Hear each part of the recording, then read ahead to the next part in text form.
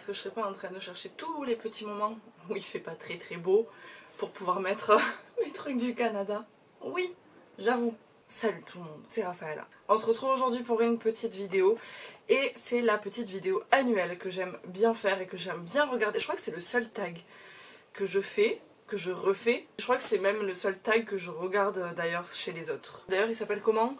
Le Mid-Year Book Freakout Tag. C'est le tag de milieu d'année quoi, on va dire, qui fait un petit peu le bilan de milieu d'année. Comme ça en plus ça permet de faire une petite coupure et ensuite de faire un petit bilan de fin d'année. On arrive à la fin du mois de juin, pour une fois je m'y prends pas trop tard. Depuis mon voyage en mai, j'ai pas énormément lu, donc on va dire que mai-juin c'est un peu pauvre en termes de quantité parce qu'après je fais de très bonnes lectures, mais c'est vrai que du coup j'ai un peu moins de livres. Ça va, c'est un tag qui est assez court, il y a 13 questions, donc je vais commencer maintenant pour que ça soit pas trop long. En plus de ça, je pense que c'est un tag, vous commencez à le connaître parce qu'il circule depuis quand même quelques années. Moi ça me fait toujours autant plaisir d'y répondre, donc c'est parti. Je bug déjà à la première question. La première question c'est le meilleur livre que tu as lu jusqu'ici. Et il y en a plusieurs, j'en avais marqué 3. Il y en a un, je vais le mettre dans la question qui a juste après, donc je vais pas en parler là, mais du coup j'en garde 2 parce que vraiment c'est 2 où j'étais là. Waouh! Le premier, il s'agit de Heartless de Marissa Meyer. C'est un peu une réécriture de Alice au Pays des Merveilles. J'avais adoré cette lecture. Vraiment, je m'étais prise dans l'histoire. C'est quand même un bon petit bébé quand même. Il fait presque 600 pages. Autant j'ai beaucoup apprécié les Chroniques lunaires, que je n'ai toujours pas terminé. Alors que là, vraiment, j'ai directement été happée dans l'histoire. C'est un one-shot. Vraiment, j'ai adoré. J'ai adoré le petit côté loufoque. J'ai adoré découvrir un petit peu l'histoire de la Reine de Cœur de Alice au Pays des Merveilles. J'ai adoré. Donc j'étais obligée de parler de celui-là. Mais j'étais aussi obligée de parler d'un deuxième que j'ai lu aussi en début d'année. Il s'agit de Iron Widow de Xiran Jay Zhao. J'ai failli l'acheter en hardback d'ailleurs quand j'étais au Canada, juste parce qu'il est trop beau. On va suivre l'histoire de, comment elle s'appelle déjà? Zetian. Zetian du coup qui s'engage dans l'armée pour venger un petit peu les femmes de sa famille et les femmes de la société en général. C'est un bouquin que j'avais grave aimé, je l'ai annoté beaucoup. Et j'avais eu un petit peu de mal je crois à rentrer dans l'univers, vraiment à comprendre un petit peu ce qui pouvait se passer, ces espèces de chrysalides, les personnes qui partent au combat. J'avais vraiment galéré un petit peu à me plonger dans l'histoire, mais une fois que j'y ai été, j'ai adoré la plume, en tout cas la traduction qui a été faite. Je suis obligée de dire du coup c'est ces 2 livres là qui gagnent. La deuxième question, c'est la meilleure suite de saga que tu as lu cette année.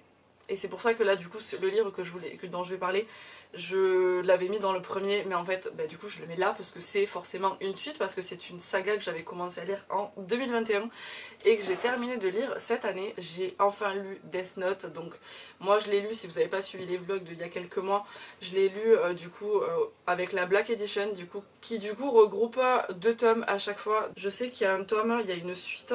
Je crois que c'est le 4, mais je suis pas sûre de moi à 100%. Il y en a vraiment un où je me suis dit, waouh, celui-là, ce bouquin-là, cette suite, elle est juste ouf. J'ai attrapé le bon, c'est-à-dire que celui-là, je lui ai mis 5 étoiles. C'est clairement celui-là que j'ai préféré en termes de suite de saga, donc j'étais obligée de... Je vais pas vous en parler parce que c'est un tome 4, c'est l'intégrale 4. Tombé. La troisième question, c'est une nouvelle sortie que tu n'as pas encore lue mais que tu veux vraiment lire. Là j'en ai attrapé 3 parce que c'est 3 du coup livres que j'ai achetés il y a plus ou moins longtemps. Il y en a 2, je les ai achetés après du coup mon voyage au Canada. Il y en a un, je l'ai acheté juste avant de partir.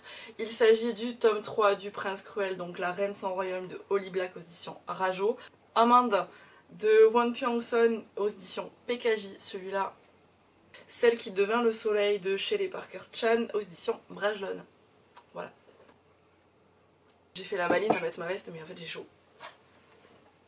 La question numéro 4, c'est la sortie que tu attends le plus pour cette deuxième partie d'année. Je dois dire que depuis que je suis revenue, du coup, de mon voyage, je suis absolument pas au courant. Je suis pas allée chercher non plus sur Insta ou sur Livre Addict au niveau des sorties. Le seul qui sort la semaine prochaine, il sort mercredi je crois en plus, c'est la suite de La nuit où les étoiles se sont éteintes de Nin Gorman et Maria Lino. Le jour où le soleil ne s'est plus levé. Il sort du coup le 29 juin et je sais que c'est du coup c'est le seul où je suis au courant qu'il va sortir, donc Celui-là j'ai hâte parce qu'en plus lui je viens de le terminer, je vous en ai pas encore parlé en vlog parce que ça sortira dans le vlog qui sort prochainement. Mais je l'ai terminé cette semaine du coup et vu que j'ai encore la tête dedans, j'ai envie de dire que celui-là je veux vraiment la suite et je l'ai précommandé donc logiquement je devrais le recevoir dans pas très longtemps. La cinquième question c'est la plus grande déception que tu as eue depuis le début de l'année. Il y en a une que j'ai en travers de la gorge depuis, parce que ce bouquin je l'ai commencé du coup sur la fin 2021 et je l'ai terminé vraiment tout début 2022. Je l'ai encore en travers donc ça me saoule, mais en fait il y a totalement une raison pour ça. Il s'agit de Une vie comme les autres de Anya Yanagihara. Je l'ai énormément annoté ce bouquin en plus. J'ai fait une vidéo juste à ce sujet par rapport à ma lecture de ce livre. J'en parle d'ailleurs dedans, je vous la mets dans la barre d'infos. Je me suis tellement blindée par rapport à ce livre, je me suis tellement dit attention il va être dur, attention tu vas être retournée, que je ne l'ai pas été. Ou alors vraiment très peu par rapport à si j'avais plongé dans ce livre sans savoir, sans réfléchir, me connaissant, je pense que ça aurait vraiment bien marché. Mais là je me suis vraiment trop blindée et je pense que du coup niveau émotion, c'est pas que je me suis empêchée de ressentir quoi que ce soit, c'est que j'étais trop prête en fait à ressentir beaucoup de choses que je les ai pas ressenties. Et c'est ça que j'essaye de dire à chaque fois moi dans mes vidéos, quand je vous fais des points par rapport à certains livres, quand je vous dis que je les lis comme ça sans réfléchir, sans prendre la tête, en général c'est ces livres-là que ça marche. J'aurais tellement aimé être bouleversée comme tout le monde en fait, mais voilà, un trop gros blindage fait que voilà. J'ai quand même ressenti des choses, hein. Il était, voilà, je suis pas un cœur de pierre non plus, j'ai eu la larme à l'œil, mais voilà, je m'attendais à plus. La sixième question, c'est ta plus grande surprise depuis le début de l'année. Il s'agit de Nous rêvions juste de liberté de Henry Lovenbroek. On me l'avait recommandé dans mon challenge, vous savez, 12 livres, 12 recommandations, c'est la même chose, 12 mois. Vous savez, ce challenge là que je me suis lancé en début d'année. Mais celui-là du coup c'est vraiment été la grosse surprise parce que je m'attendais pas du tout à une telle lecture en fait et je m'attendais pas du tout à autant profiter de ce voyage que font du coup tous ces amis là. Ils traversent les États-Unis. Je m'attendais pas à ça déjà premièrement. Je m'attendais pas à cette fin. Encore plus. Cette histoire, ce voyage, ces amis, cette bande de potes, j'adore en fait, je me rends compte les histoires avec les bandes de potes. Et si en plus ils font un road trip, cœur. La question numéro 7 c'est ton nouvel auteur préféré. J'ai le droit de dire V.E. Schwab? Non? Ok. Et sinon du coup celui auquel j'avais pensé du coup, parce que pour l'instant je n'ai lu que un cette année, il va falloir que je rectifie ça. Mais j'ai envie de dire que Murakami, Haruki Murakami, prend énormément de place maintenant aujourd'hui dans ma liste d'auteurs préférés. La 8ème question c'est ton nouveau crush de fiction.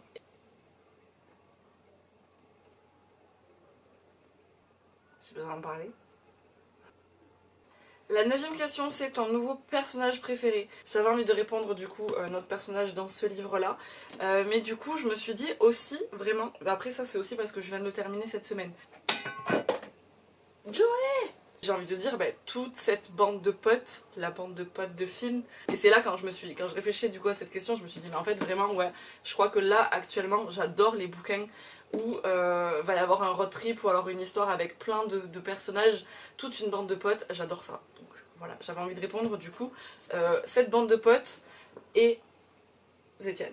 La 10ème question c'est un livre qui t'a fait pleurer et là j'ai pris tous les livres je crois qui m'ont fait pleurer. Je compte pas du coup Une vie comme les autres, j'ai eu la larme à l'œil mais je crois pas avoir pleuré comme j'ai pu pleurer pour cela. Le premier, si vous suivez mes vlogs vous savez que je vais répondre ça parce qu'en plus je me suis filmée, j'étais en pleurs. Il s'agit de Vous êtes sur le portable de Sam de Dustin Tao aux éditions Hachette. Clairement quand je vous dis justement comparé à tout à l'heure avec Une vie comme les autres, comme quoi celui-là je me suis juste lancée sans réfléchir. Ce livre là du coup il fait absolument pas l'unanimité du tout. Avec moi il a marché. On a chacun notre passé qui fait que peut-être qu'on va réagir différemment à certaines lectures, à certaines histoires, à certains événements dans certains livres. Pour certains ça marche, pour certains ça marche pas. Moi celui-là voilà il m'avait fait chialer. Le deuxième qui m'a fait pleurer du coup c'est vraiment le bouquin que j'ai lu quand je suis revenue du Canada. Il s'agit de 1000 baisers pour un garçon de Tilly Cole aux éditions Le Livre de Poche. Celui-là, je me suis vidée. Les larmes elles ont coulé mais je savais que potentiellement il pouvait faire pleurer mais je pensais pas que ça marcherait autant sur moi. Voilà, celui-là très très bon livre aussi. Et le troisième et dernier qui m'a fait pleurer cette année, du coup vous m'avez vu dans le dernier vlog, c'est We Were Dreamers de Simu Liu chez HarperCollins. Du coup ça c'est la version Canada. J'ai eu la larmichette plusieurs fois en fait et à la fin clairement ça a coulé, voilà c'est bon, j'ai pleuré tout simplement parce que déjà c'était très émouvant ce qu'il y avait écrit. On va avoir l'histoire de la famille de l'auteur et du coup il y a des moments où voilà, c'est assez émouvant et vu que je l'ai lu en version papier, et je vous avais pas dit mais aussi du coup il y a plein de photos dedans. Voilà. C'est en anglais et j'ai lu aussi, j'ai écouté l'audiobook et du coup c'est lu par lui, c'est lu par l'auteur et clairement les moments émouvants tu l'entends au niveau de sa voix et du coup bah clairement tu peux pas faire autrement que pleurer toi aussi quoi. Voilà, donc celui-là il fallait que j'en parle aussi. La 11e question, c'est un livre qui t'a rendu heureuse. Et celui-là, je savais vraiment pas quoi répondre. Et là, quand j'ai vu la liste des livres que j'avais lus depuis le début de l'année 2022, je me suis dit, bah ouais, celui-là j'étais trop contente de le lire, j'étais trop contente de l'avoir acheté. Et il est pas forcément ouf, c'est pas forcément, c'est pas un gros livre, c'est pas une grosse histoire, mais c'est juste ce qu'il représente qui m'a mis le smile en fait. Il s'agit de La Cité des Brumes Oubliées de Sachiko Kashiwaba. On m'a juste rendue heureuse parce que c'est le livre qui a inspiré le voyage de Chihiro. Donc j'étais juste trop contente en fait, c'est un peu le contexte de ce livre-là qui m'a rendue heureuse. J'étais contente de le lire, j'étais contente de l'avoir acheté, j'étais contente de me replonger un petit peu dans l'univers du coup qui a inspiré Miyazaki. La 12e question, c'est le plus beau livre que tu as acheté jusqu'ici.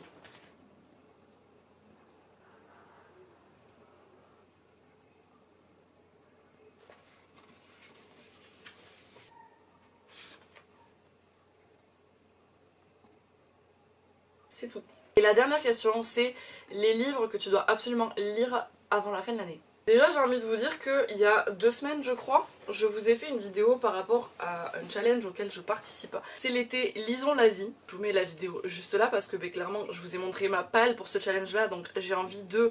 Même si le challenge se termine à la fin du mois de septembre, si je dis pas de bêtises, clairement les livres, moi je pense que si je les aurais absolument pas tous lus d'ici la fin de l'été, vu mon rythme en ce moment.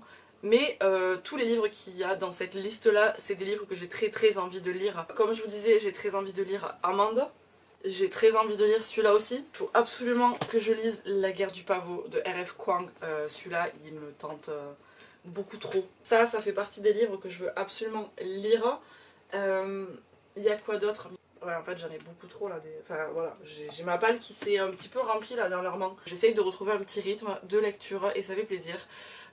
J'aimerais bien que ça revienne correctement, mais bon, je force pas les choses, il faut jamais forcer. Et bon voilà, ça c'était les livres que j'ai très envie de lire là dans pas très longtemps. C'est tout pour ce tag, c'est un grand plaisir d'y répondre, j'adore faire celui-là. N'hésitez pas du coup à répondre aux questions aussi ou à me dire un petit peu vous, vos meilleures lectures jusqu'à maintenant. Ou alors vous avez lu les mêmes livres que moi et c'est aussi des coups de cœur pour vous, ou au contraire justement c'est pas des coups de cœur.